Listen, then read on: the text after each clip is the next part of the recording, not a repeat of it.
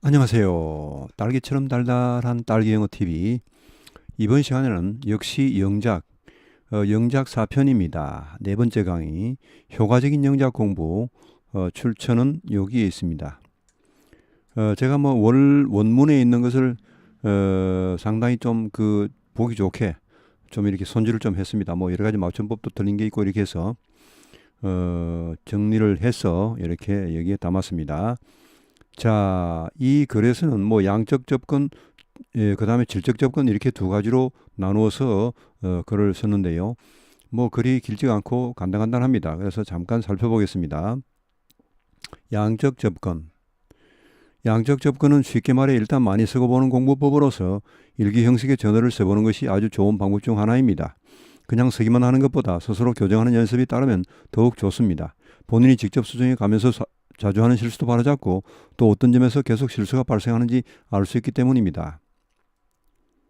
예, 이렇게 하고 그 다음 문단을 미리 보겠습니다. 둘째, 즉 질적 접근. 질적 접근은 나에게 맞는 필요한 영어가 무엇인지 정하고 그에 맞는 영어를 늘리는 연습이다. 그러니까 조금 전문 분야로 들어가겠죠. 영어권에서 공부를 희망하는 학생들은 영어권 논문용 영어로 영어권 나라에서 취업을 목표로 한다면 그 분야에 필요한 영어 위주로 말이죠. 영어권 나라에서 자란 학생들의 경우에도 에세이 실력은 천차만별입니다. 영어가 모국어라고 해서 글을 다 잘 쓰는 것은 아니기 때문이죠. 또 스피킹을 잘하는 친구라고 해서 라이팅 역시 뛰어나다고 볼 수 없습니다. 결과적으로 영작은 끊임없는 개발과 노력이 필요합니다. 다음 문단. journal entry. 이 journal 하면 이제 diary, 일기입니다. 일기. 매일 쓰는 거죠. 자, 노트를 장만하여 처음에는 매일 왼쪽 면에만 기입을 합니다. 처음엔 쓸 내용도 적고 부실하지만 계속 꾸준히 쓰려고 노력하고 중요한 점은 정확하게 쓰려는 노력보다는 빨리 쓰는 연습을 해야 합니다. 양적인 접근의 특징이라 할 수 있지요. 그리고 두 달 정도 뒤부터 쓴 일기를 스스로 수정하기 시작합니다. 그럼 예전에 적었던 영어 실력에서 놀라움을 금치 못합니다. 많이 놀라고 많은 실수가 눈에 띌수록 성공적인 것입니다. 아는 만큼 보이니까요. 수정한 걸 오른쪽에 다시 작성해 보기 시작합니다. 팁. 본인의 글을 스스로 수정하는 것이 많은 연습이 됩니다. 수정을 하면 자주 틀리는 것을 교정해 나가고 실력이 느는 것을 확인할 수 있습니다. 자, 그럼 맨 처음으로 돌아가겠습니다. 자, 여기 양적 접근이 나옵니다. 양적 접근은 그야말로 이제 많이 써보는 겁니다. 근데 질적 접근도 그 다음에 나옵니다만은 사실 저는 우리가 이 우리나라 사람으로서 영어가 모국어가 아닌 그 제2 외국어로 이렇게 외국어로 배우는 이런 사람들로서 일단은 양이 어느 정도 돼야 됩니다. 예. 이게 원어민들은요, 태어나면서부터 영어에 접하는 상황이기 때문에 그 양이란 것이 상상을 초월합니다. 그러니까 외국인과 원어민의 차이는 양적인 차이입니다. 질적인 차이가 아니고 양이 엄청나게 차이 나버리면 질적인 차이가 날 수밖에 없습니다. 일단은 양이 중요합니다.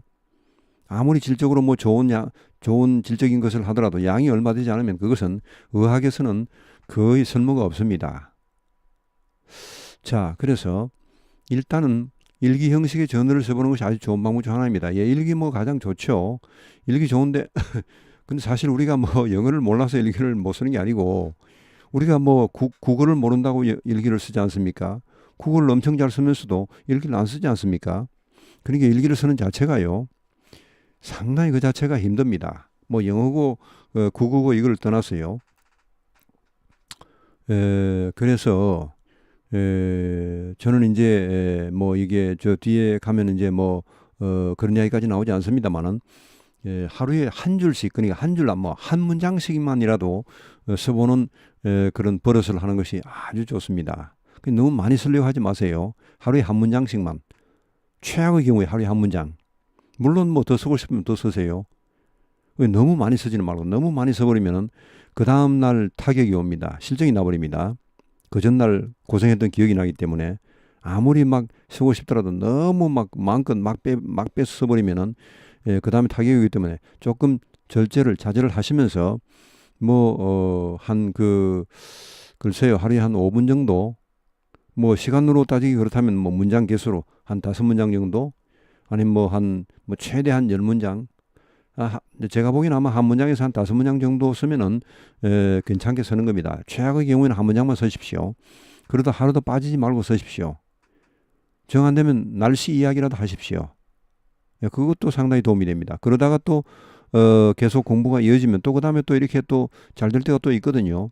그러니까 영어 공부란 것은 이 잘 될 때 잘하는 것이 중요한 것이 아니고 못 될 때도 계속 이어져 가는 것이 중요합니다. 그래서 항상 최악의 경우를 생각하면서 이렇게 쉽게 그리고 아주 약하게 부담 없이 가야 됩니다. 예, 그렇게 해서 지금 이 양적인 접근이 나옵니다만 양을 뭐 엄청나게 많이 쓰자 이런 말은 아닙니다. 그렇게 하루에 한 문장씩이라도 써서 계속 쓰는 것이 필요합니다. 그 계속적인 그 양이 중요한 거죠. 계속적인 하루도 안 빠지고 계속 쓰는 게 그러다 보면 또 나중에 또 많이 쓰게 될 때도 있습니다. 하여튼 하루에 한 문장 정도는 계속 쓸 수 있다면 그것만 해도 대박입니다. 날씨만이라 쓰세요. 뭐 It's rainy today. It rained a lot today. 뭐 It didn't rain today 하든지 It snowed a lot. We had 뭐 heavy snow 이렇게 할 수도 있고 We had a lot of rain 이렇게 할 수도 있고 여러 가지 방법이 표현 방법이 있을 수 있고 뭐 정 안 되면 뭐 heavy snow 이렇게만 적으세요. 그냥 heavy snow. 정 문장이 껄끄러우면은 생각이 아주 골치 아프면은 그렇게라도 쓰시면은 하루도 안 빠지고 한다면은 그것도 대성공입니다. 그러다 또 쓰게 되거든요. 우리가 사람이란 게 어떤 욕구가 있기 때문에 그렇게 뭐 문장도 안 되는 그 뭐 heavy snow, 뭐 heavy rain, heavy rainfall 이런 말만 자꾸 쓰면 우리가 스스로 그 불만족을 느끼기 때문에 언젠가는 완전한 문장을 쓰게 됩니다. 그래서 아무렇게나 그냥 쓰십시오. 매일 쓴다면 아주 좋습니다. 그래서 짧게라도 매일 쓰는 것이 아주 중요합니다. 그 다음 문단. 질적 접근 이거는 이제 그 자기 분야에 맞는 영어를 하라는 말인데 이거는 이제 앞에 나온 그런 양적 접근이 기초가 돼야 됩니다. 그리고 일반적인 영어, 그러니까 일반적인 영어, 우리 일상생활적인 영어 이런 것이 기초가 돼야지 그 다음에 전문적인 영어로 들어갈 수 있는 것입니다. 뭐 그런 기초적인 부분도 없이 뎁다 뭐 전문 영어만 한다. 그런 것은 있을 수가 없습니다. 그러면 아주 이상한 영어가 됩니다. 아무리 전문 영어라 하더라도요. 일단은 그 기본적인 문장들이 많이 거기에 뼈대를 이루고 있습니다. 그거 없이는 전문 영어가 나올 수가 없습니다. 그래서 일단 일기 같은 거 아주 그런 뭐 아무 색깔이 없는 전문성이 없는 그런 일기 누구나 할 수 있는 또 그 소재 자체가 자기 것이기 때문에 자기가 제일 잘 아는 그런 상황을 자기가 쓰니까 그런 대로 또 의미도 있습니다. 그렇게 해서 써보는 것이 좋고 또 뭐 제가 이미 말씀드린 그런 베껴쓰기 뭐 아무거라도 뭐 영어 소설이나 영어 교과서나 뭐 아니면 뭐 영어 기사 영문 기사, 영자신문 기사 이런 걸 베껴 써보는 것도 좋습니다. 아주 좋습니다. 그거라도 매일 하면 엄청나죠. 그러니까 일기를 쓰거나 아니면 베껴 쓰기를 하거나 이렇게 아주 쉬운 걸 이렇게 하셔가지고 매일 하는 그런 방식으로 그런 조금 뭔가 그 자차 선책을 취하더라도 지속적으로 할 수 있는 그런 방법을 택하는 것이 아주 좋습니다. 그리고 그 전문 영어라는 것은 그 다음에 나오는 것이죠. 그 다음에 그런 기초가 된 다음에 전문 영어라는 것은 이제 그 분야에서는 그런 어투라든지 어휘, 특히 어휘가 중요합니다. 전문 영어에서는 그 분야에서는 어휘가 별도로 있습니다. 그냥 일반적인 어휘를 쓰면 안 됩니다. 그런 전문적인 용어가 따로 있기 때문에 그 전문적인 용어는 별도로 외우셔야 됩니다.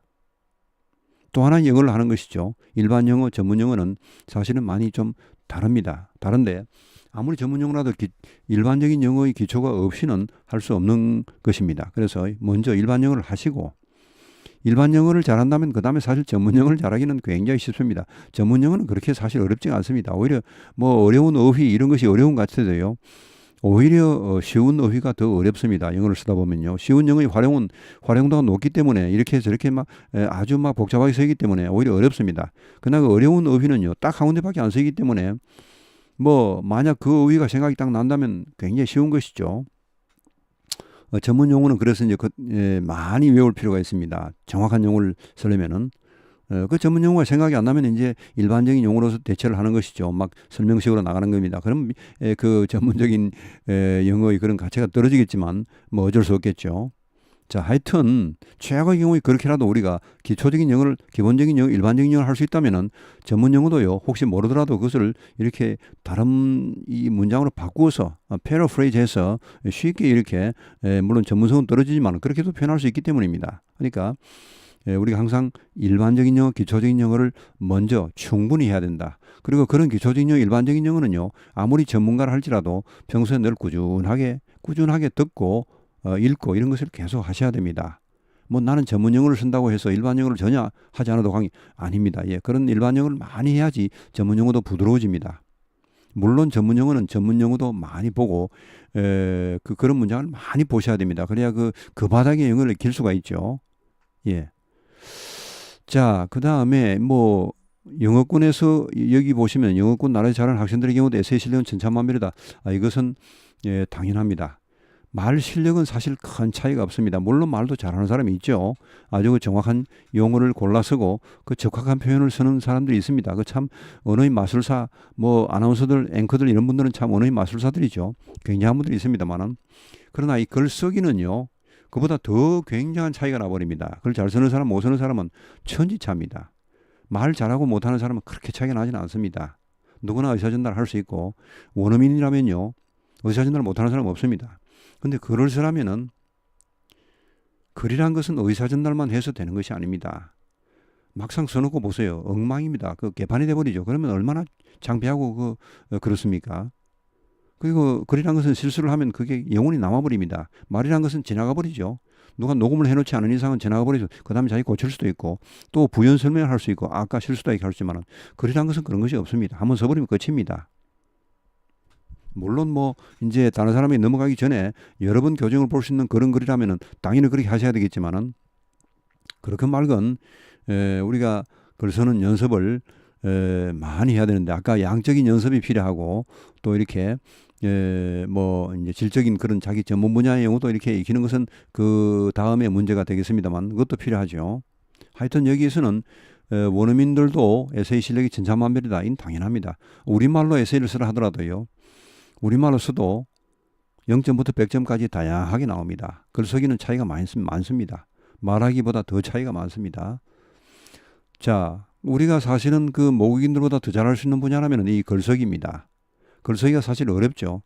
원어민들도 굉장히 어려워합니다. 그래서 우리가 정말 말은 잘 못하더라도 말은 아무리 우리가 잘하더라도 원어민을 못 따라갑니다. 그러나 글은 따라갈 수가 있습니다. 잘만 하면요.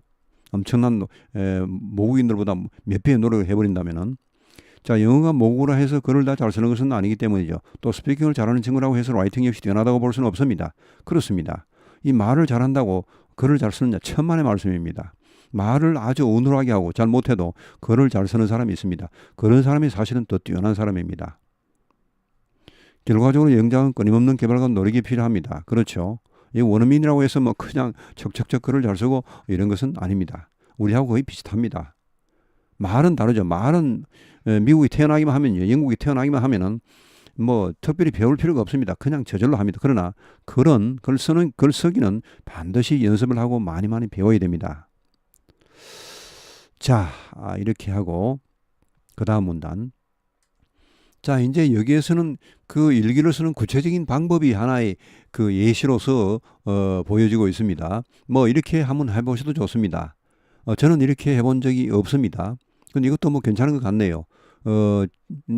뭐 저 같은 사람도 있고 또 다른 사람도 있을 테니까 이런 것도 한번 뭐 해보실 만 하겠습니다. 근데 뭐 괜찮은 방법 같아요. 근데 저는 이렇게 한 적이 없고 앞으로도 이렇게 하지 않을 겁니다. 너무 귀찮을 것 같아요. 너무 그냥. 자, 노트를 장만하여 처음에는 매일 왼쪽 면에만 기입을 합니다. 그러니까 노트를 해서 한쪽 면만 쭉 줄기차게 쓰는 겁니다. 오른쪽 면은 계속 비워버리는 거예요. 공란으로 띄워버리는 것이죠. 처음에 쓸 내용도 적고 부실하지만 계속 꾸준히 쓰려고 노력하여 중요한 점은 하고 중요한 점은 정확히 쓰려는 노력보다는 빨리 쓰는 연습을 해야 합니다. 이게 양적인 접근이라는 것이죠. 물론 우리가 그 정확히 쓰려고 뭐 일부러 안 정확하게 쓰려고 노력할 필요는 없습니다만은 일단은 그 너무 노력을 하고 너무 정확하게 쓰려다 보면요. 그 다음에는 진도가 안 나가고 그러면 점점 실정이 납니다. 결국은 그만두게 되죠. 그만둬 버리면 아무리 방법이 좋더라도 전혀 쓸모가 없습니다. 아무리 하찮은 방법, 시원찮은 방법이라도요. 계속 하는 사람이 장땡입니다. 최고입니다. 아무리 좋은 방법을 사용해도요. 뭐 며칠 하다가 몇 주일 하다가 그냥 거쳐버리면은 그건 전혀 하나만 합니다. 그래서 여기 이렇게 빨리 쓰는 연습을 하라 이건데 뭐 꼭 빨리 쓸 필요까지는 없습니다. 하여튼 작은 양이라도 계속 써보는 것이 필요합니다. 여기 빨리 쓰라는 것은 양이 많이 결국은 양을 많이 쓰는 것이죠. 그러면 물론 좋습니다. 아주 좋죠. 뭐 하루에 한 페이지, 한 장을 쓰면 더 좋죠. 근데 누가 그렇게 과연 매일 할 수 있겠습니까? 죽기 살기를 한다? 죽기 살기를 하면 영어가 될까요? 물론 하면 되겠죠. 근데 못 합니다. 실천이 불가능합니다. 그게. 뭐 저는 이미 평생을 영어를 공부하고 있는 사람인데 지금도 물론 영어를 하고 있습니다. 저는 뭐 각종 대회에서 또 시험에서 1등을 한 적이 많습니다. 많고 입사시험에서도 수술을 한 적이 있고 많지만은 그러나 지금도 영어 공부를 하고 있습니다. 제가 뭐 매일 CNN을 듣고 또 영어 신문을 읽고 뉴욕타임즈 이런 것을 읽고 하는 것이 다 사실은 계속 영어 공부를 하는 것입니다. 물론 저는 직업적으로 영장문을 또 영어 번역을 합니다. 번역사로서. 번역사가 과연 그것만 하면 될까요? 아닙니다. 번역사도요. 끊임없이 다른 사람의 쓴 거를 계속 읽어주고 또 스스로 또 연습을 하셔야 됩니다. 그래야 그 실력이 느는 것이지 그냥 일거리만 계속 줄창한다. 그래서 실력이 느는 것이 아닙니다. 그러면 계속 그 실력은 제자리 걸음이죠. 물론 어느 정도는 늘겠죠. 늘지만은 더 어떤 고차원적인 좀 더 우아하고 부드럽고 짜임새 있고 체계적인 그런 영어를 쓰는 것이 그 발전이 크게 없습니다. 그냥 자기 일만 자꾸 해서는요. 자, 그래서 하여튼 이것은 뭐냐 하면은 한쪽 면만 그러니까 왼쪽만 줄기차게 일기를 쓰는 것입니다. 그럼 오른쪽 면은 뭐냐? 오늘 여기 나오죠. 그리고 2달 정도 뒤부터 쓴 일기를 스스로 수정한다. 이 수정을 오른쪽에 하라는 말입니다. 그럼 예전에 적었던 영어 실력에서 놀라움을 금치 못한다는 것은 예전의 실력이 참 이렇게 형편없었구나 하는 것을 느낀다는 말이죠. 많이 놀라고 많이 실수가 될수록 성공한 겁니다. 물론 그렇겠죠. 우리가 이거 뭐 이렇게 꼭 수정할 필요도 없습니다. 그냥 매일매일 쓰기만 하면요. 스스로 깨우칩니다. 스스로 안 깨우쳐도 좋아요. 매일매일 쓰면요. 쓰는 만큼 영어는 나중에 발전합니다. 배워야 늘지 안 배워도 늡니다. 자기 혼자서요. 그냥 해도 늡니다. 이거는 운동하고 거의 비슷합니다. 물론 운동도 누구한테 배우면 좋겠지만 안 배우고 혼자 해도 충분히 할 수 있죠. 그거 왜 못합니까? 싫으니까. 귀찮으니까 안 하는 거지. 그게 방법이 틀리고 방법이 시원찮고 쉽고 누가 안 배우고 그래서 안 하는 게 아닙니다. 안 배우고도 할 수 있는 게 천지입니다. 특히 의학이라는 것은 스스로 하는 거 좋습니다. 혼자 해도 충분히 하는데 안 하니까 문제죠. 누가 배워주는 사람이 없어서 못하느냐 그것은 절대 아닙니다. 그러니까 이 자기가 한 걸 물론 수정하면 좋겠지만 그것도 이렇게 한번 해볼 수 있는 이것이 재밌는 분은 이렇게 해보세요. 재밌는 게 최고입니다. 자기한테 재밌으면 최고죠. 다른 사람이 아무리 성공한 방법이 있어야 소용이 없습니다. 그 자기한테 재미가 없으면 그거는 자기한테는 실패하는 방법입니다. 그러니까 다른 사람 성공하는 방법 중에서 자기한테 맞는 방법을 찾으시라 이겁니다. 이것은 찾기 문제이죠. 이것은 노력의 문제가 아니고 찾기 문제입니다. 선택의 문제이죠. 선택을 잘 하시면 그냥 끝까지 쭉 하고 그건 노력이 되는 겁니다. 그것이. 그냥 아무 무대 깔아로 그냥 이렇게 노력만 한다. 노력만 하면 물론 되죠. 근데 어떻게 노력을 할 수가 있습니까? 그렇게. 얼마 하다가 못 합니다. 그게 문제죠. 자, 그래서 이렇게 한번 해보시면 좋아요. 저는 이렇게 한 적이 없고 앞으로도 이렇게 할 마음은 없습니다.